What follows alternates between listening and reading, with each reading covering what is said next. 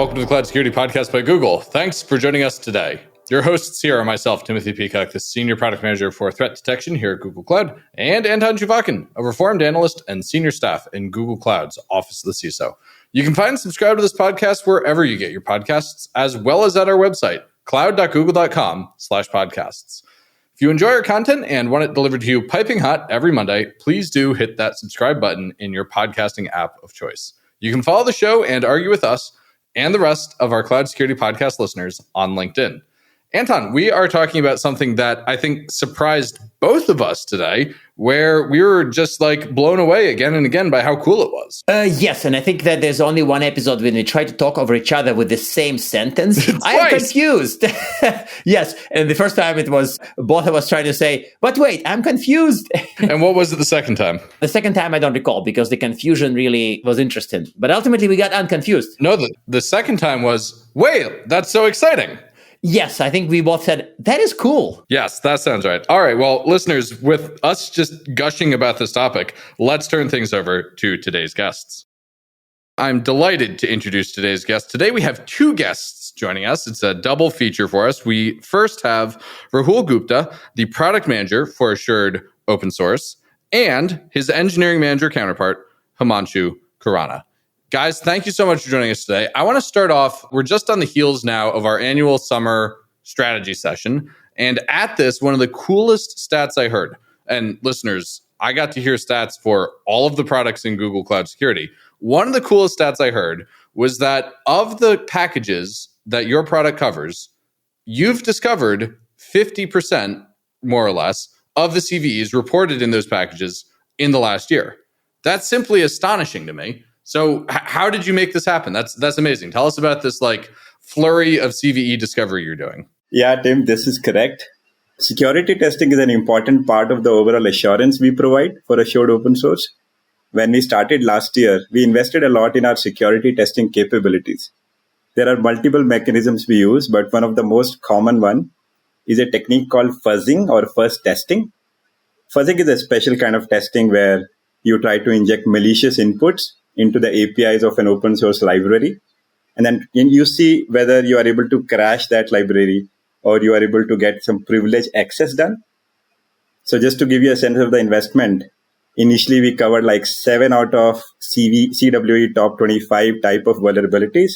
And then today we cover 17 out of top 25 CWE type of vulnerabilities.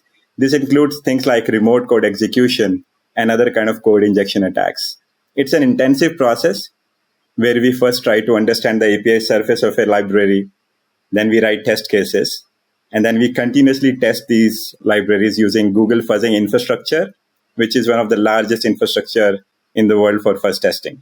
Well, it must be if you're able to find half the issues out there for them. That's really cool. Yeah, so this happened. During last year, we were able to find around 48% of the CVs reported on the packages we curated. In fact, one of the vulnerabilities we found had a CVSS score of 9.8. That's a lot. And this was a remote code execution attack possible in one of the popular databases called HyperSQL. And, it's also one of the top 200 popular softwares on Maven Central. Yeah. And this was fixed in collaboration with the maintainers, where maintainers agreed to this and they fixed it within the certain disclosure window. Yeah. So very exciting. Oh, so now that gives me an interesting thought is I hadn't thought about the maintainer side of this. Is it now the case that Google's just like showing up to a bunch of maintainers being like, hey, buddy, you got this like long list of issues. What's the relationship management look like? Yeah. So we have a pretty strong relationship with many of the maintainers. So it goes both ways. For example, when cases where maintainers agree and they want to fix it, they would do that. And we help them with the details of the vulnerability we found, where we found it, and what's a possible fix.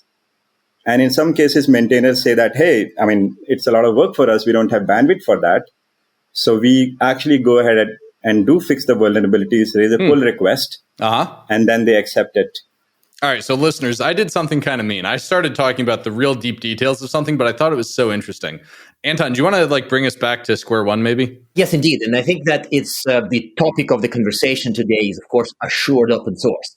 So I wanted to, while on this podcast, we kind of hesitate from us. Yeah, okay, hey, product manager, define your product, because sometimes we get a 6-hour talk as a result.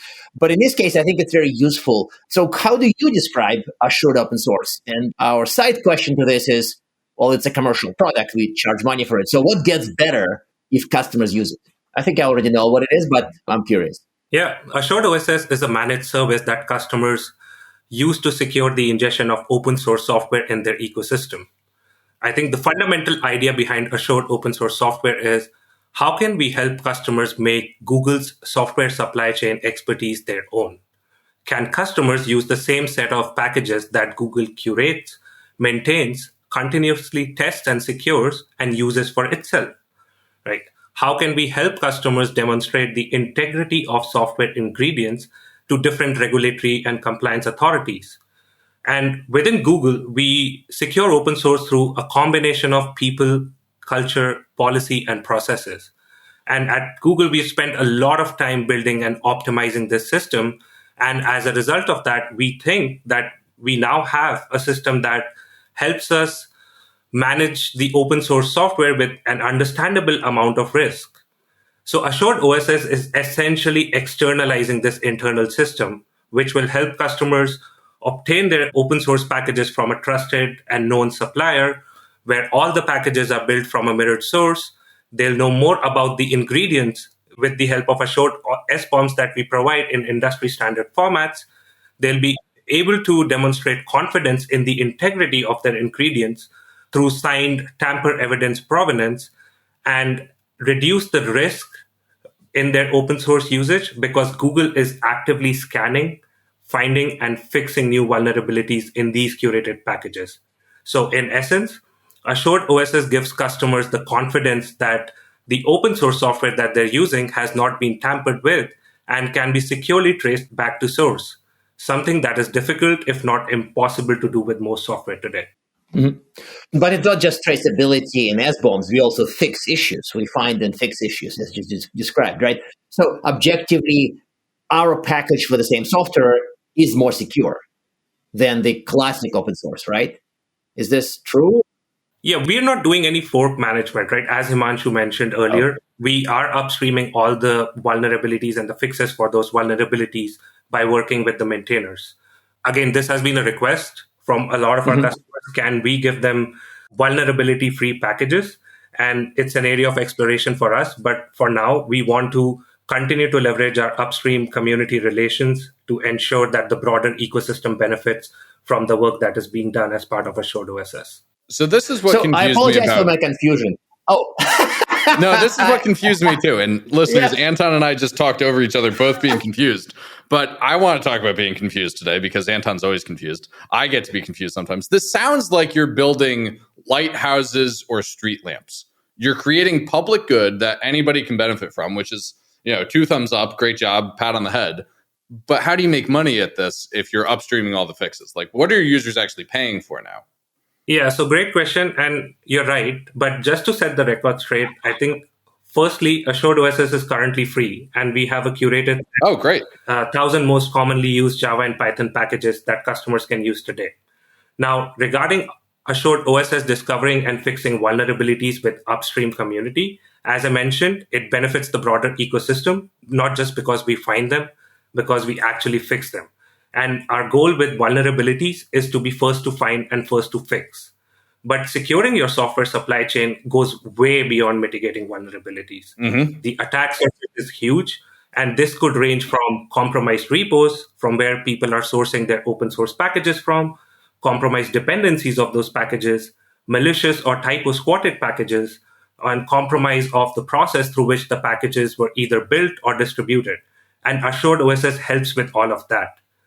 On top of it, there's another aspect of compliance. We're seeing more and more regulatory scrutiny emerging in securing software supply chain. The White House's executive order, NIS regulations in UK, Cyber Resilience Act in Europe, etc., all require customers to demonstrate more and more understanding of their software ingredients. And Assured OSS helps customers meet these compliance and regulatory requirements through enriched metadata, which we provide with Assured SBOMs as well as provenance. Okay, so Anton, I know we've had a swear jar for a long time for mentioning your blog.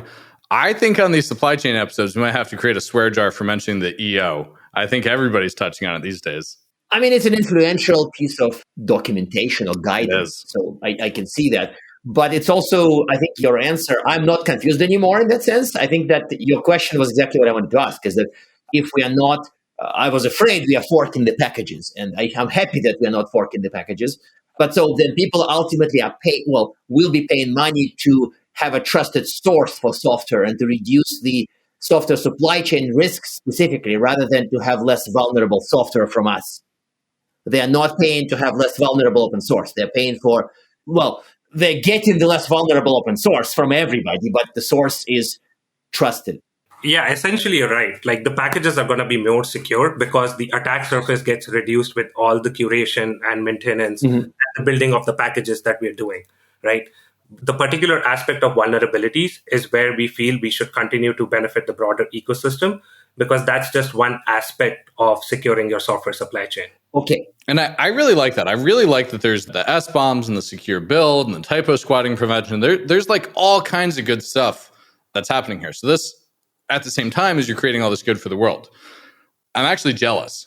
Like the work I do, I don't get to have these lighthouse benefits for everybody. I only benefit the people that pay for my lighthouses. You're like way cooler than me. This is great.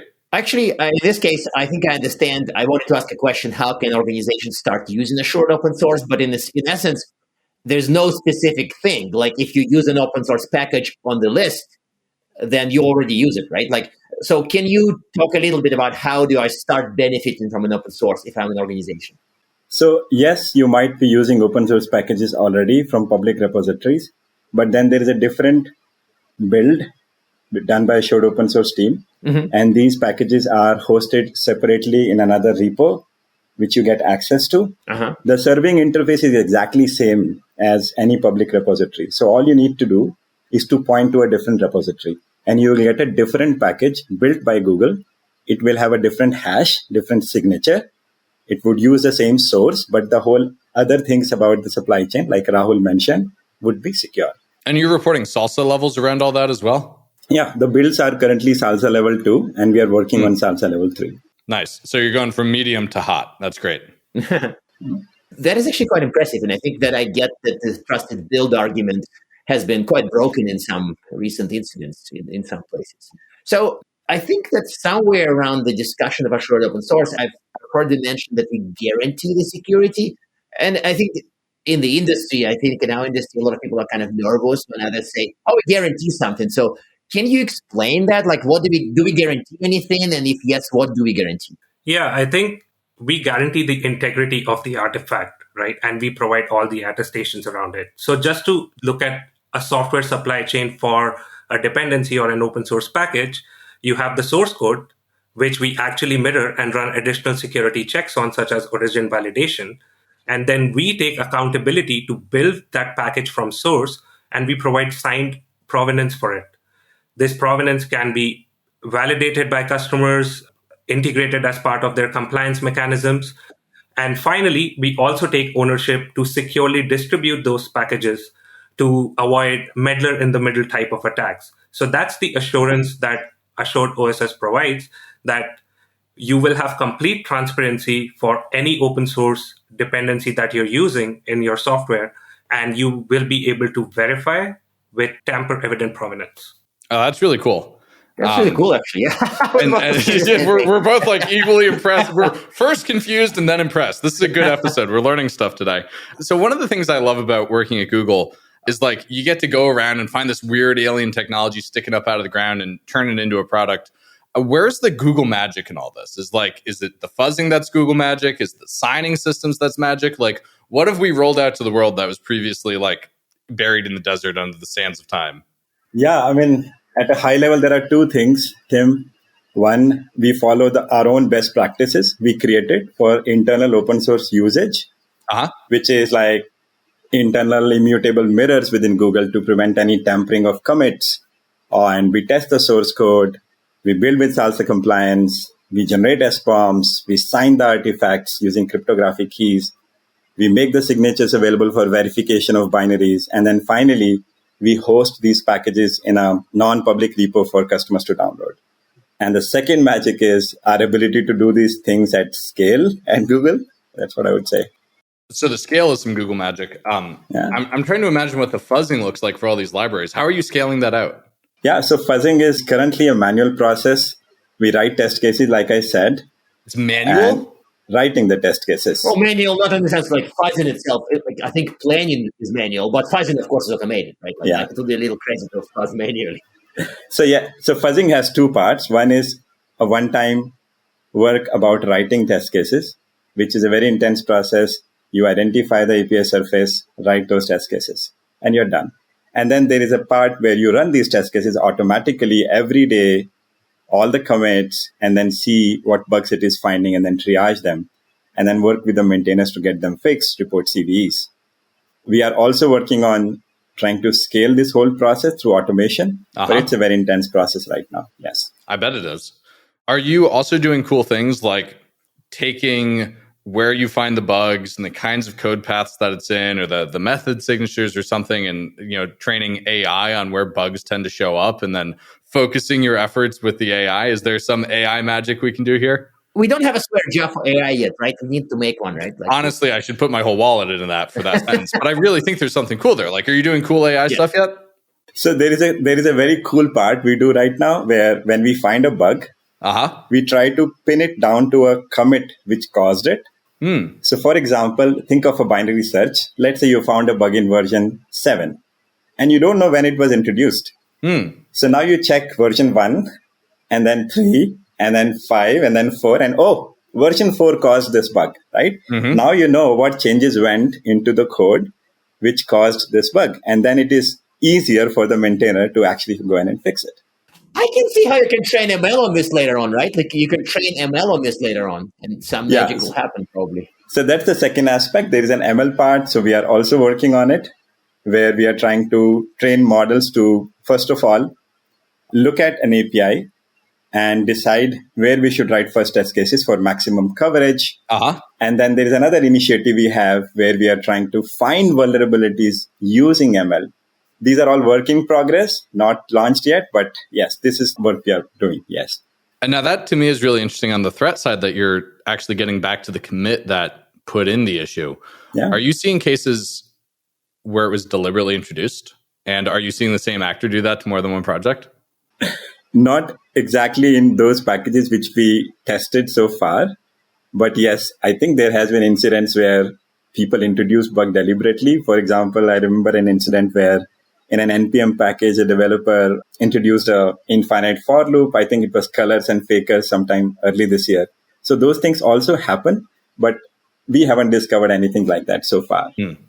Well, I look forward to your first nation state introduced bug that you discover. I can't wait for that. So I'm actually kind of more curious about the ML because frankly, that some of the stuff, we never know what the algorithm would pick from if you have enough of these fed into the system. Really even more impressive magic may happen if you train the system from, say, commit or connected to other things. You might discover things that humans would never discover. And to me, that's actually quite exciting. Yeah. So to turn this to badness, the security podcast. So in recent, weeks, months, a lot of people were kind of talking about supply chain attacks. And sometimes I hear that people sort of supply chain wash other attacks. Like there's an incident and they say, supply chain was involved. In reality, it was sort of more of a traditional attack. So how do you think about a real supply chain incident? And what are you seeing, maybe hearing from clients about the supply chain threats?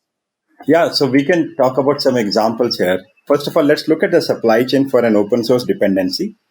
There is a source code, then it gets built, then you have some dependencies which get used or packaged, then you have hosting, and then finally it gets to some production machine during the deployment process. So anything can go wrong during all these steps, and these are called supply chain attacks.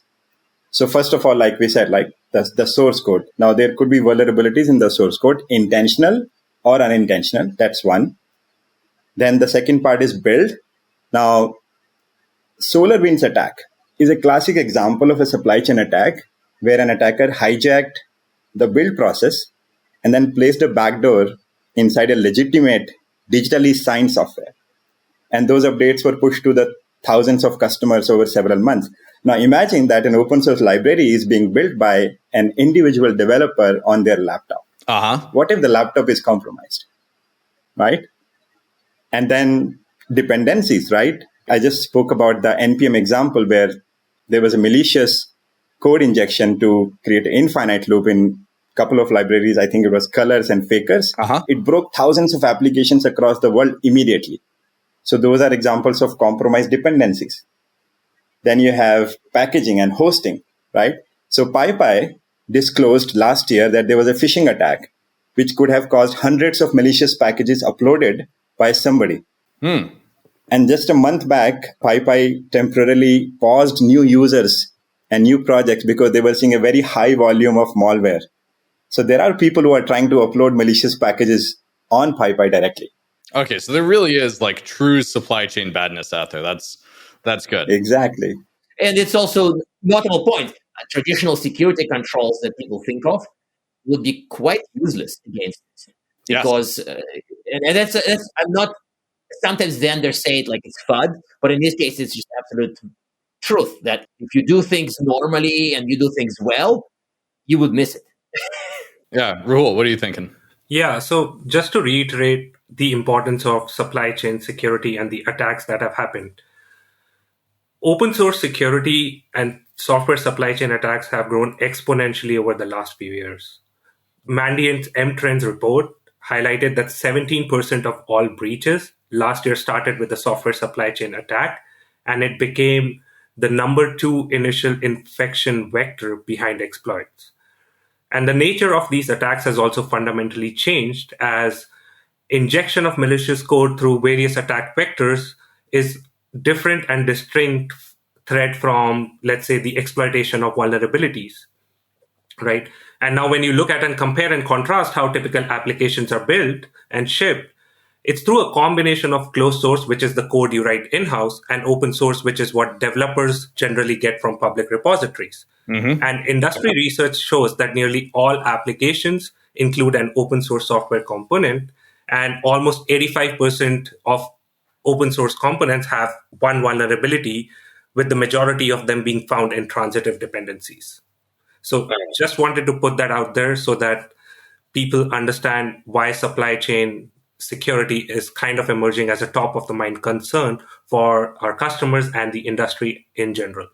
Nope, makes a ton of sense. So on this cheery note, listeners, we are at time. And Himanshu and Rahul, I have to ask you our traditional closing questions. First, do you have one tip to help people improve their open source security posture? And 2, do you have recommended reading? And the recommended reading could be anything, not just the M-Trends report, by the way.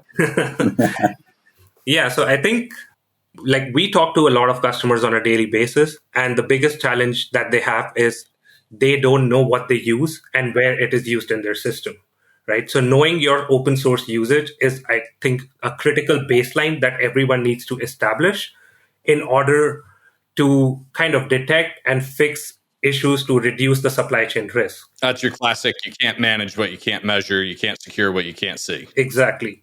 And in terms of the reading recommendation, the Salsa blog that we have at slsa.dev is a great resource for learning about what's happening in the world of software supply chain, both in terms of attacks, practices, and what people can do in terms of safeguarding themselves against it. So I would definitely recommend reading that. I love that. Himanshu, what do you got? Yeah, and my tip it would be from a software developer perspective.